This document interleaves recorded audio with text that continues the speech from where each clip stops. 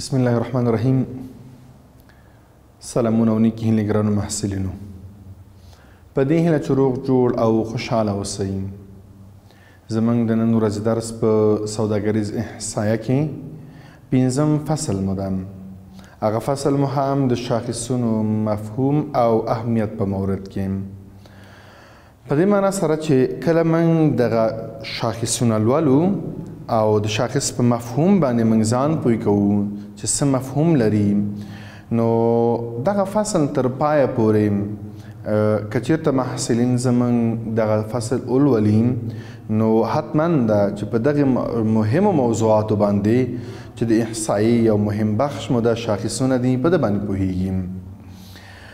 موږ دغه فصل ولې لولو؟ ټولنیز موخه مو څه ده؟ دغه فصل نه موږ څه لاسته راوړو و د شاخصونو سره بلدتیا.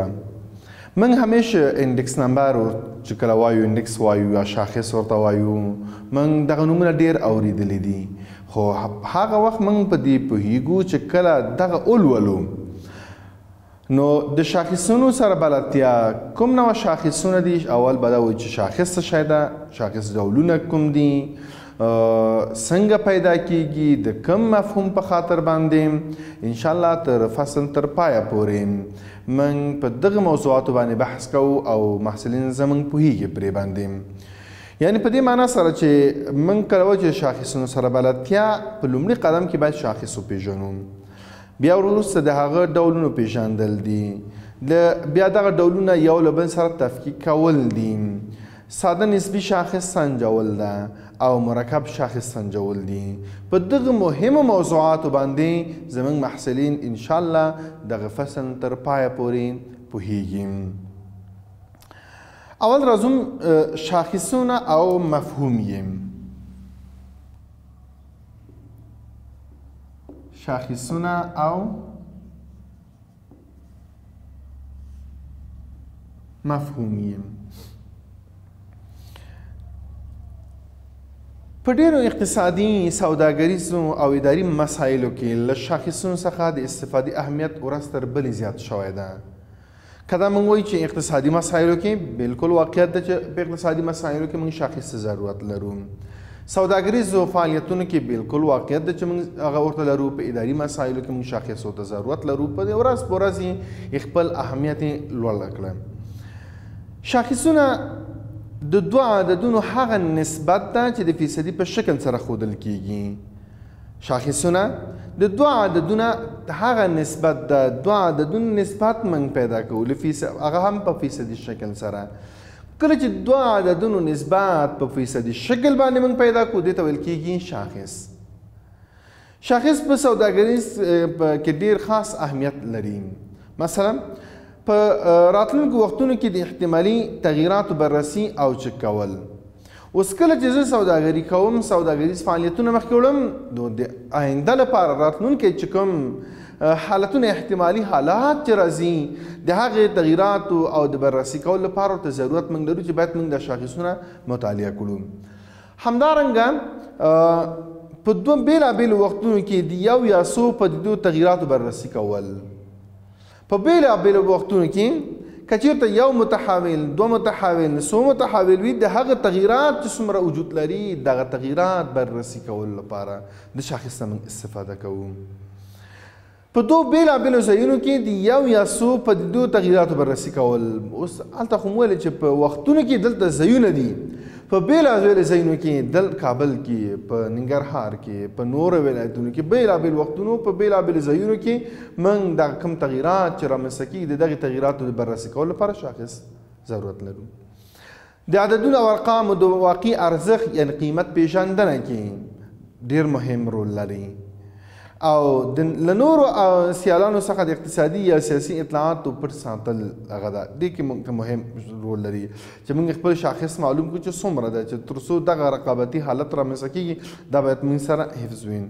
د کار د ټولیزو اطلاعاتو بیانول او جزونه یې څنګ ته کول دي. په مرکزي شاخصونو کې او انحرافونو ته ورته احصایوي تجربو او تحلیلونو کې د شاخصونو له عددونو استفاده د سازمانونو په فعالیت کې احصایوي ګرافونو رسمول او داسې نورو کې موږ د دغې شاخصو څخه استفاده کوو او اهمیت یې ورځ په ورځ لا زیاتېږي او لا په زیاتېدو هم ده.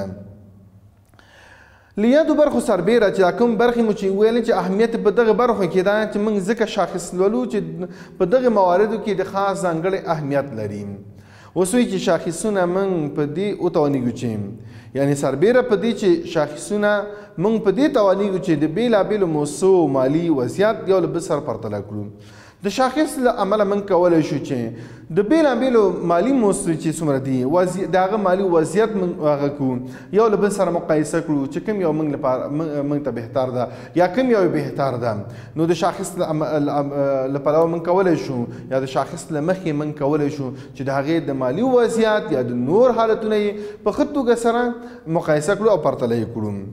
بل دا ده چې په دو بېلابېلو وختونو کې د توکو یا خدمتونو په قیمت کې د رامنځته شوي تغییرات وپېژنو. بېلابېلو وختونو کې مثلا نن ورځ څومره قیمت لري یو جنس راتلونکي کې به څومره قیمت وي، یا وایي چې په تېر کال کې قیمت څنګه و یو جنس څه کاله قیمت څومره ده، یا وایي چې تېر کال مو څومره کم مقدار و او څه کاله کم مقدار ده. هم د وختونو لپاره له بېلابېلو وختونو کې د توکو او یا خدمتونو د قیمت د رامنځته شوي چې کوم تغییرات رامنځته شوی ده په دغې پېژندلو کې موږ سره شاخص مرسته کوي. په بېلابېلو ځایونو کې د توکو یا خدمتونو د قیمت د رامنځته شوي تغییرات وپېژنو. بېلابېلو ځایونو کې مثلا دلته په کابل کې، یا ورته چې په ننګرهار کې، یا ورته چې په فراه او په نورو ولایتونو کې د توکو او خدمتونو قیمت څومره تغییر ده، دلته څومره تغییر ده او هلته کم قیمت ده. دغه تغییرات د مقایسې په خاطر باندې د شاخص نه موږ استفاده کوو. د قیمتونو تغییراتو په تړاو او د معاشونو د حق الزحمې واقعي قیمت ارزښت درک کړو. موږ واقعي ارزښتونه موږ درکولو په خاطر باندې چې موږ اصلا څومره معاش لرو، ارزښت یې څومره ده، د دې معاش یا نورو هغه سره هیوادونو سره چې هلته دغه پیسې موږ تبادله کړو دغه څومره ارزښت لري. د دغې د ارزښت د درکولو لپاره شاخص کار اخلو. په کاروبار، بیکاري او روغتیا، کرهنه، ښوونه او روزنه، هنر او نور دې ته ورته مسایلو کې رامنځته شوي تغییراتو بررسي کوو. دغه تغییرات چې رامنځته کېږي مثلا په کرهنه کې تغییرات رامنځته شو د شاخص نه استفاده کوو. همدارنګې په روزنه کې موږ چې تېر کال څنګه و سږ کال څنګه به وي د دغې لپاره موږ د شاخص نه استفاده کولی شو. یو چې د روغتیا حالت مو تېر کرونا حالت شروع ده دلته، نو په دغه قرنطین ورځو کې نو څه حالت وجود لري، کوم روغتیایي حالتونه مو څنګه ده، په دغه شاخص د دغې لپاره موږ د شاخصو څخه استفاده کوو. یا بیکاري ده چې نن ورځ څومره بیکاري وجود لري، 15 کاله مخکې څومره بیکاري وه او په راتلونکي کې به څنګه وي. د دغې بیکاري د اندازه کولو او د بررسي کولو لپاره د شاخص نه موږ استفاده کوو. همدارنګه په کاروباري فعالیتونو کې موږ هم له شاخص نه استفاده کولی شو. د شاخص ډولونه کله په شاخص باندې پوه شو چې شاخص د دوو عددونو هغه نسبت ده، خو هغه هم په فیصدي شکل باندې ښودل کېږي. اوس وایي شاخص ډولونه. شاخص په خپله شاخصونه په دوه برخو باندې دوه ډوله دي. یو ته ویل کېږي په عمومي ډول په دوه برخو ویشل شوی، یو عام یا ساده شاخص ده او دوهم مرکب شاخص ده. عام یا ساده شاخص او مرکب شاخص. عام یا ساده شاخص بل مرکب شاخص ته ویل کېږي. که یوازې یو جنس یا یو متحول سره سرکار ولرو اړوند شاخص د ساده شاخص یا انفرادي شاخص په نوم یادېږي. که چیرې موږ د متحول یو متحول سره سرکار وي نو بیا موږ ساده یا عام شاخص سره د ده مرتبط کېږي او د ده نه استفاده کولی شو. او که چیرې څو متحولون بیا تر بحث لاندې ونیسو، د یو نوي دوه یا د هغې نه پورته متحولین وي، یا د څو توکو د قیمت او مقدار کار واخیستل شي، له اړوند شاخص مرکب شاخص یا ترکیبي شاخص دته بیا ویل کېږي. نو بیا موږ د مرکب شاخص نه کار اخلو. یعنې په لنډ ډول ویلی شو موږ شاخصونه په دوو برخو ویشله، یو ساده دوه مرکب. ساده په دې معنی که یو متحول تر رسیدل لاندې ونیول شي دا د څه په نوم باندې د ساده په نوم باندې که دوه یا له دوه نه څو متحولونه وي که هلته د هغې مقدار وي که هغې قیمتونه وي که د هغوی ارزښت وي دا ټول اړوند د دغه د څو یا دوه یا څو متحولونه موږ په نظر کې ونیسو نو بیا دې ته ویل کېږي مرکب شاخص د مرکب شاخص په نوم باندې یادېږي راځو اول نسبي قیمت د نسبي قیمت شاخص ده نسبی قیمت شاخص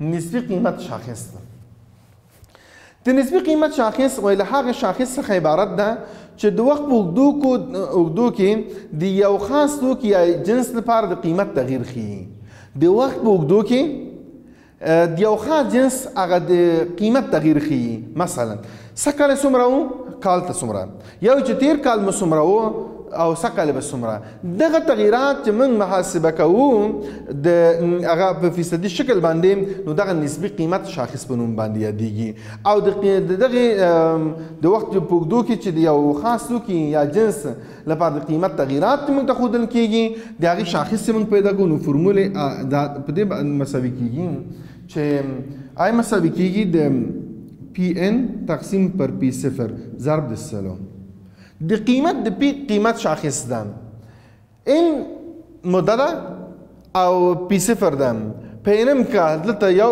یعنې څو کلونو سره موږ مقایسه کوو فرضاً د دغې د وضاحت په خاطر باندې موږ یو مثال لرو د نسبي قیمت د شاخص لپاره یو مثال واضح کوو مثال د څه فرض کړو چې د 1 کیلوګرام بوره مثال لرم دغه مثال ته لږ متوجه شو موږ محصلینو که چیرې 1 کیلوګرام بوره نرخ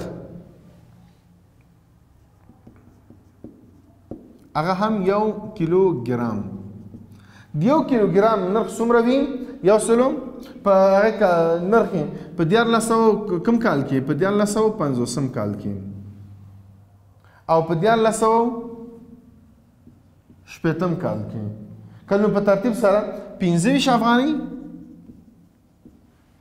او 10 افغانۍ 10 افغانۍ وي دوه کلونه موږ مخکې ویل چې د وخت په اوږدو کې موږ دا معلومه وو په 1450 کال کې د 1 کیلوګرام د بورې نرخ څومره و 10 افغانۍ په 1460 کال کې څومره ده نو 10 افغانۍ ده اوس کله چې دا موږ ته معلوم وي وایي د بورې د نرخ د نسبي شاخص وسنجوئ نسبي شاخص د بورې نرخ نسبي شاخص پیدا کړئ کله چې موږ د بورې د هغه نسبي شاخص پیدا کوو موږ مخکې ویل چې د شاخص فرمول مو آی مساوي کېږي پی ان تقسیم پر پی صفر ضرب د سلو سره ده اوس څنګه پیدا کولی شو ورته هر کله چې موږ د 2 کلونو سره موږ د قیمت دلته هغه د نسبي قیمت شاخص پیدا کوو نو د 2 کلونو کې یو کال به موږ اساس کال ټاکو یو کال به اساس ټاکو تر څو موږ وکولی شو چې د دې له مخکې موږ پیدا کړو دغه تغییرات موږ پیدا کړو یا دغه نسبي قیمت شاخص موږ پیدا کړو نو دلته تاسو ته موږ وایو چې هر کله چې 1450 کال نو دغه کال د موږ څه شو هغه زموږ اساس کال وګڼو او په 1460 کال کې د 1 کیلوګرام بورې قیمت هغه باید موږ پیدا کړو هغه تغییرات نسبي تغییرات د دغه کال موږ پیدا کړو اساس کال مو دا ده او د دغه کال موږ پیدا کوو څنګه پیدا کیږي موږ وایو چې دلته پی ان او پی صفر اساس کال ده اساس کال نور کلونه بیا پی ان دا نور کلونه بیا پی ان باندې خيو خو پی صفر زمونږ څه شی ده هغه زمونږ اساس کال ده یعنی اساس کال لمخې موږ پیدا کولی شو څنګه پیدا کوم په دغه فرمول لمخې نه فرمول موازی ده محصلینو یعنی ډېر په اسانۍ سره کولی شو چې موږ پیدا کوو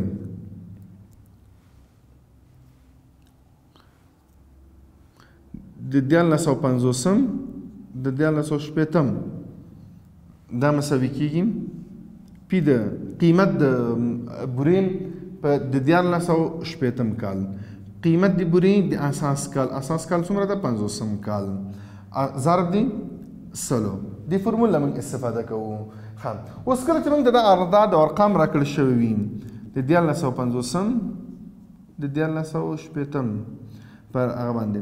ښه د دې قیمت څومره ده؟ 10 افغانۍ. او د اساس کال قیمت څومره ده؟ 6 افغانۍ ده. ضرب دي 100.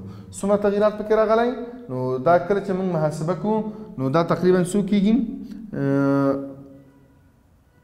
دا مساوي کېږي د 120% سره. ښه اوس دغه 120% څه معنا لري؟ څه نتیجه لاسته راغله چې کله زه دا 10 تقسیم په 20 ضرب د 100 کوم څه مفهوم لري دا ماته؟ وایي دا په دې معنا سره 20 به دلته دا 25 ده. بالکل دا قیمت 25 ده. ځکه چې هلته جواب بیا نه ورکوي 25 ده. 25 ده. بخښنې سره د هغه قیمت په 1950 کال کې د بورې قیمت 25 ده. نو 10 تقسیم په 25 ضرب د 100 دا مساوي کېږي د 100 سره 140% سره. څه مفهوم لري دا؟ مفهوم دا ده چې د په 1900 کال کې شپېتم کال کې څو فیصد تغییر راغلی زیاتوالی راغلی ده؟ 20% زیاتوالی راغلی ده. په 100 کې څو فیصده؟ 20% زیاتوالی راغلی ده.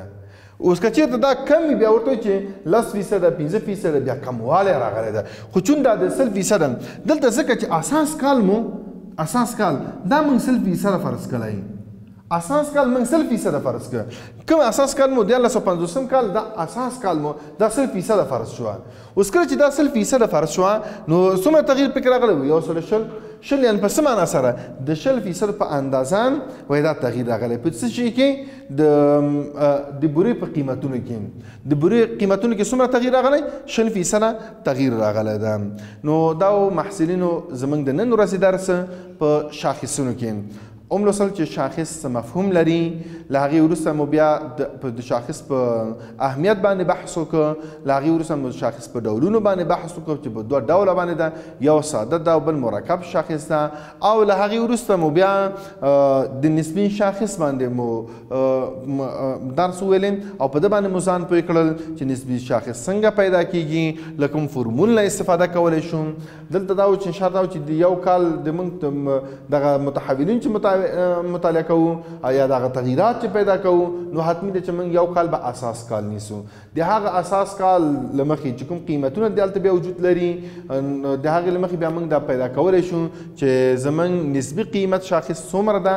نو ومکتل چې د 1950 او 1980 کالونو کې د بورې قیمتونه ول.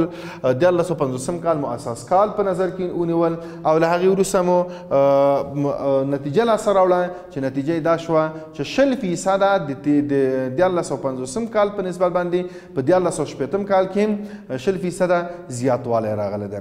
نو محصلین دا تاسو د نن ورځې درس تر بل ورځې پورې چې ستاسو درانه خدمت ته حاضرېږم په لوی الله مو سپارم. تل اباد او خوشحاله اوسئ.